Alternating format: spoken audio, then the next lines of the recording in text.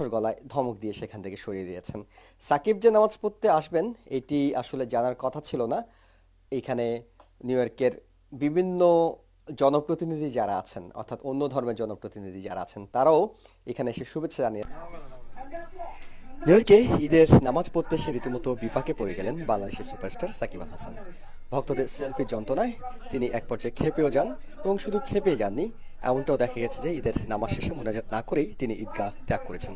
এবং ভক্তদের উপর তার চিরাচরিত যে বিষয়টি থাকে যে তার মধ্যে এক ধরনের ইগো কাজ করতে সাকিব আল হাসান যে এসেছিলেন এটা আসলে জানার খুব একটা উপায় ছিল না। কিন্তু দেখা গেছে যে আমরা আগে দেখে নিচ্ছি যে এক ভক্ত তাকে ছবি তোলার জন্য পিছনে গিয়ে দাঁড়িয়েছেন, মোবাইলটা তিনি উপর তুলে সেলফি নেওয়ার মুড করছেন, আগে থেকে প্রস্তুতি নিচ্ছেন। সাকিব রীতিমতো মুখ ঢেকে বসে আছেন, কোনোভাবে নিজের পরিচয় জানাতে চান না, নিজের আত্মীয় স্বজনদেরকে নিয়ে এসেছিলেন। মোবাইলটা তুললেন, মোবাইলটা ছবিটা তুলবেন। সাকিব শুরুতে খেয়াল করেননি, যখনই খেয়াল করলেন যে তার দিকে মোবাইল তোলা হয়েছে তখনই তিনি জোর করে ধুম করে হাতটা নামিয়ে দিলেন। হাতটা নামিয়ে দিয়ে তিনি একেবারে জোর করে